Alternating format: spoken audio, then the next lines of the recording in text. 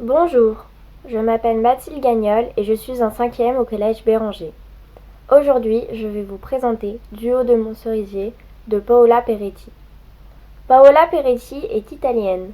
Elle est née en 1986 dans la province de Vérone où elle vit actuellement. Elle travaille en tant qu'enseignante tout en écrivant dans le journal local. Elle vit avec une maladie rare provoquant une perte progressive de la vue. Elle en parle à travers le personnage de Mafalda dans son livre. Le roman est un mélange d'une autobiographie et d'une fiction, car les personnages ne sont pas vrais, mais la maladie si. L'histoire se déroule actuellement sur 1 an environ. Mafalda est une petite fille italienne qui aime le foot, son chat, Ottimo Turcaret, qui a été trouvé dans la cour de son école, et les cerisiers. Elle pense que sa grand-mère est partie vivre dans le tronc de ceux-ci à sa mort. Elle pense qu'il suffit de dire « je t'aime » pour avoir un enfant. Mais surtout, Mafalda rêve de piloter un sous-marin, jaune comme dans la chanson des Beatles. Mais une maladie vient compromettre ce projet, la maladie de Stargardt, qui lui fait perdre la vue. Alors, elle rencontre Estella, une agente de service qui, elle aussi, aime les cerisiers. Elle propose de ne pas s'abattre sur son sort et de faire une liste de choses qu'elle pourra continuer de faire quand elle sera aveugle. À partir de cet instant, Mafalda décide de garder espoir. Un jour, au concert de son cousin Andrea, elle rencontre Filippo, un garçon de sa classe, qui joue du piano et de la guitare. Celui-ci décèle en elle une voix extraordinaire. Ils décident de monter un groupe et de devenir amis. Mafalda peut noter ces 2 choses sur sa liste. À son anniversaire, Mafalda reçoit un MP3 sur lequel est chargé Le Baron Perché, un livre d'Italo Calvino, qui parle d'un enfant qui part vivre dans les arbres pour échapper à la dureté de sa vie.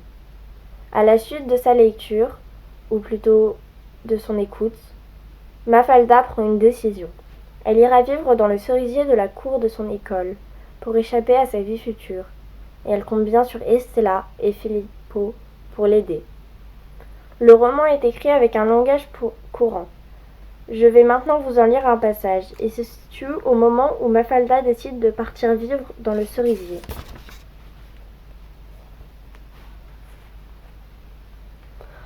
Où vas-tu ?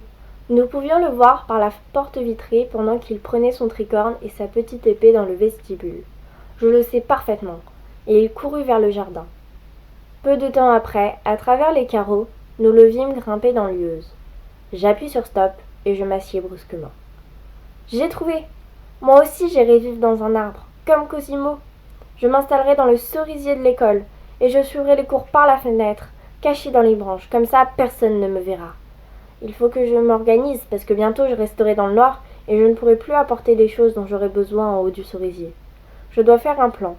Je prends une feuille de papier et ma trousse dans mon sac à dos. Puis, j'écoute la voix du vieil homme. Il était vêtu et coiffé très comme il faut. Ainsi que notre père voulait le voir à table, malgré ses 12 ans. Cheveux poudrés, noués en queue de cheval, par un ruban. Je marque sur mon papier que je dois vérifier le sens du mot poudré. En tout cas, un ruban pour les feux, j'en ai déjà un. Continuons.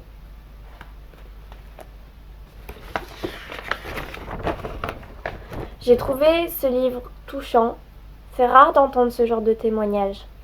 J'ai bien aimé la façon de penser enfantine et directe de Mafalda.